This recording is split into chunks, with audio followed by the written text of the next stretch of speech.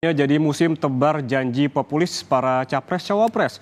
Program makan dan susu gratis pasangan 02 Prabowo Subianto dan juga Gibran Rakabuming Raka dikritisi oleh Capres 03 Ganjar Pranowo yang menyebut publik harus kritis. Mampukah program gratis menghipnotis pemilih? Kita bahas bersama Direktur Eksekutif Indo Strategik Ahmad Hoirul Umam. Selamat sore Mas Umam. Selamat sore Mas Ian. Mas Umam, tadi Anda sempat melihat bagaimana ada saling kritisi setelah debat terkait dengan makan siang gratis yang disebutkan bahwa ini anggarannya cukup besar. Apakah menurut Anda melihatnya bagaimana antara saling serang pasangan paslon Capres 02 dan juga 03 ini? Ya, pertama saling serang antar capres-cawapres terkait dengan konteks materi debat atau tawaran kebijakan yang diajukan tentu sangat positif di dalam konteks mengukur seberapa visible tawaran itu bisa dilakukan dalam konteks kebijakan publik. Tetapi pada saat yang sama tentu kritikan itu juga kemudian perlu menjadi ranah refleksi supaya juga menyadarkan masyarakat politik kita apakah memang tawaran kebijakan itu hanya bersifat gimmick ataukah betul-betul memang memungkinkan untuk dijalankan. Karena bagaimanapun juga ini bukan hanya soal elektoral, tetapi bagaimana kemudian sebuah tawaran itu betul-betul menjadi sebuah ranah kebijakan publik yang terukur, yang memang memungkinkan untuk dijalankan atau tidak. Nah, terkait dengan tawaran ini, makan siang gratis atau bahkan ada tambahan susu gratis, tentu ini adalah sebuah instrumen politik yang juga cukup menjanjikan. Karena bagaimanapun juga concern dari masyarakat kita seringkali mengarah di dalam konteks sembako atau harga sembako yang mahal, dan juga problem-problem sosial ekonomi lainnya. Sehingga ketika kemudian ada paslon yang menyasar isu-isu yang terkait dengan hal tersebut, tentu berpotensi mendapatkan insentif elektoral yang memadai. Problemnya adalah pasangan tersebut atau bahkan tim suksesnya perlu menjelaskan secara lebih clear bagaimana kemudian mekanisme filternya. Karena kalau misal 400 triliun itu digunakan untuk membiayai program makan siang gratis plus susu yang diberikan misalnya, tentu ada sekitar 80-an sekian juta siswa yang kalau misal kemudian di breakdown lebih detail, ada yang kategori memadai, mampu, ada yang memang tidak mampu. Nah, masyarakat kita memiliki sekitar 40% atau yang disebut dengan the bottom 40, yaitu masyarakat yang terkategori miskin atau hampir miskin dengan standar dari World Bank. Elemen itulah yang perlu disasar. Adapun yang lain, maka kemudian seharusnya negara tidak perlu ikut campur terlalu jauh. Karena bagaimanapun juga negara membutuhkan efisiensi anggaran. Nah, kemudian selanjutnya di aspek visibility terkait dengan pengadaan. Jangan sampai kemudian tawaran yang cukup fantastis, menarik, diajukan, tetapi kemudian bisa menciptakan gap terkait dengan konteks isu transparansi dan akuntabilitas, khususnya terkait dengan konteks corruption misalnya. Karena misalnya dengan pengadaan makan siang gratis, tentu dari negara harus memiliki instrumen yang jelas untuk memelototi, menjadi watchdog secara clear, apakah memang speknya misalnya dalam konteks takaran proteinnya sama, kualitasnya sama, apakah harga atau kualitas beras yang ada di wilayah A dengan wilayah B sama atau tidak. Karena kalau misal tidak, maka kemudian itu berpotensi dipermainkan secara kualitas dan impactnya adalah markup anggaran dan lain sebagainya. Dan memang dengan narasi pemberdayaan masyarakat di akar rumput, tentu itu sangat menarik. Tetapi kalau misalnya tidak, jangan sampai kemudian kita merepetisi kebijakan-kebijakan yang niatnya baik, tetapi kemudian tidak dipersiapkan infrastruktur transparansi dan akuntabilitasnya. Yang terjadi adalah ini menjadi sebuah instrumen rente yang kemudian menjadi bagian dari continuation atau keberlanjutan dari praktik-praktik korupsi dalam skala besar, tetapi kemudian tercover dengan narasi-narasi yang populis itu. Nah, maka tentu ini dalam konteks politik sangat menggiurkan, tetapi bagaimanapun juga penjelasan lebih detail dari tim capres, termasuk dari tim dari cawapres, betul-betul harus bisa menjelaskan dari hulu ke hilir, supaya kemudian masyarakat tidak hanya terjebak dalam narasi gimmick yang sifatnya tidak begitu Oke, substantif. Mas Umam, detail apa yang harus dijelaskan ke publik begitu mengenai makan siang gratis ini? Disebutkan tadi bahwa angkanya fantastis begitu, anggarannya 400 triliun. Dan ini menjadi sebuah celah untuk dikritisi karena memang ada hal-hal lain yang bisa diprioritaskan, katakanlah pendidikan dan juga kesehatan.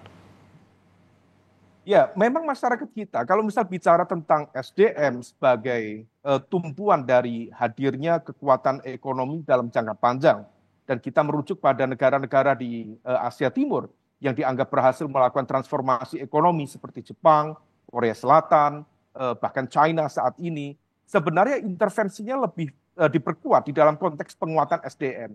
Ukuran dari SDM, Human Development Index itu rumusannya adalah pendidikan, kesehatan, dan juga kesejahteraan. Nah, isu tawaran terkait dengan konteks makan siang gratis ini memang masuk di dalam konteks kesejahteraan. Tetapi kita juga harus clear bahwa dari sekian banyak jaring pengaman sosial atau program bansos atau social safety net, kita sebenarnya cukup banyak yang sudah menyasar ke sana. Bahkan pemerintah kita juga memiliki program bantuan pangan non-tunai. Jadi bentuknya adalah pemberian beras, pemberian telur, dan lain sebagainya. Jangan sampai kemudian model-model seperti ini menjadi overlap, tumpang tindih. Oke. Kalau tumpang tindih, maka kemudian berpotensi menjadi hal yang sifatnya mubazir dalam konteks kebijakan publik, anggaran negara secara luas, dan itu menjadi tidak produktif. Nah, Oke. kemudian di sisi yang lain, tentu prioritas yang pertama adalah bagaimana konteks revitalisasi kekuatan pendidikan supaya memang betul-betul match, terutama terkait dengan konteks industri, sehingga kemudian serapan lapangan kerja bisa betul-betul optimal, dan juga dalam konteks kesehatan yang itu juga membutuhkan anggaran negara yang jauh lebih fantastis lagi. Oke. Nah, semua ini harus bisa diorkestrasi. Jangan sampai menjelang pemilu yang dijual adalah materi-materi gimmick, tetapi yang fundamental, yang substansial justru lepas dari analisa kritis dari calon-calon pemimpin kita. Mas Umam, kalau kita ngomongin soal gratis-gratis ini selalu jadi hal yang menarik begitu. Ketika ini dilontarkan, apakah ini sebuah ajakan ataupun seberapa efektif sih soal isu gratis-gratis ini untuk meraup pemilih, dan juga apakah ini juga menjadi sebuah ancaman bagi paslon lain ketika ada satu paslon begitu memiliki janji terkait dengan sesuatu yang gratis begitu? Ya, memang tagline gratis itu kemudian betul-betul bisa menjadi sebuah munisi politik yang cukup efektif untuk menarik basis pemilih massa, basis pemilih loyal yang cukup signifikan. Karena sekali lagi, ada segmen masyarakat kita yang terkategori miskin dan hampir miskin, dan jumlahnya cukup besar. Dan mereka adalah kelompok yang begitu rentan terhadap praktik-praktik politik transaksional itu sendiri. Maka ketika kemudian dimunculkan narasi gratis, apalagi terkait dengan kebutuhan dasar, bagaimana kemudian isu stunting diutamakan, kemudian isu pemenuhan insentif gizi anak diutamakan, maka menjadi cukup mudah bagi masyarakat untuk menerima itu sebagai sebuah insentif dalam tanda kutip transaksional, dan kemudian untuk memberikan kepercayaan dan dukungan dalam konteks pilpres. Maka dari sisi elektoral, diakui atau tidak, memang kebijakan yang ditawarkan ini menjadi berpotensi memberikan insentif elektoral cukup memadai, dan ini memang harus diantisipasi oleh paslon-paslon lain, terutama dari paslon nomor urut 1 dan juga nomor urut 3. Nah, oleh karena itu yang perlu di-clearkan, termasuk misalnya kemarin ada kritik misalnya dari Prof. Mahfud terkait dengan konteks komoditas. Satu yang ditawarkan yaitu misalnya terkait dengan susu. Apakah kemudian susu yang akan diberikan itu betul-betul kemudian merepresentasikan kapasitas produksi dalam negeri atau tidak? Karena kalau misal tidak, most likely, besar kemungkinan itu barang diambil dari impor. Nah, kalau misal dari impor, lagi-lagi adalah ada elemen kartel yang bermain di dalam konteks pengadaan komoditas-komoditas pangan itu. Dan itu dikonfirmasi oleh data di Komisi 4 yang mengatakan bahwa ada sekitar 60% dari komoditas pangan nasional kita yang masih bergantung pada impor. Salah satunya adalah susu. Nah, ini yang perlu dijelaskan oleh tim misalnya 02 untuk kemudian menunjukkan kemandirian kita dalam konteks produksi komoditas itu, misalnya konteks susu, kemudian daging, semua itu selama ini masih menjadi bagian dari komoditas impor, di mana impor bukan sekedar untuk kemudian pemenuhan kebutuhan dasar, tetapi ada elemen yang bermain untuk mencari keuntungan gap harga. Nah, mafia-mafia itu yang kemudian jangan sampai mereka yang hanya diuntungkan, tetapi pemberdayaan ekonomi dari sisi petani, peternak, kebun kita tidak teroptimalkan. Inilah yang kemudian harus dijawab Oke. oleh teman-teman yang menawarkan itu supaya kemudian gap-nya bisa terjawab dengan baik. Oke Mas, kalau kita melihat penjelasan panjang tadi dari Mas Umam, sebetulnya apakah melihatnya ini publik masih melihat tebar janji populis ini lebih menarik dengan gagasan yang realistis? Sebetulnya mana yang lebih menarik? Yang populiskah dengan narasi gratis tadi, atau justru janji-janji yang justru yang lebih realistis gitu Mas Umam? Ya, ini memang agak tricky karena bagaimanapun juga kalau misal dari sisi populisme, tawaran makan siang gratis cukup populis untuk menyasar masyarakat kita yang dari kalangan menengah bawah. Tetapi di saat yang sama dari sisi substansi, memang kemudian juga hal ini bisa menjadi sebuah munisi yang bisa masuk ke ranah itu juga. Maka kemudian memang harus seimbang antara sensasi dan juga substansi. Dan konteks kebijakan ini memang memiliki narasi yang cukup tempting. Tempting itu sesuatu yang sangat menggiurkan. Dan kalau misal kemudian tidak dijelaskan dengan baik, saya khawatirnya ini kemudian nanti menjadi sebuah janji yang justru akan menjadi beban bagi keuangan negara.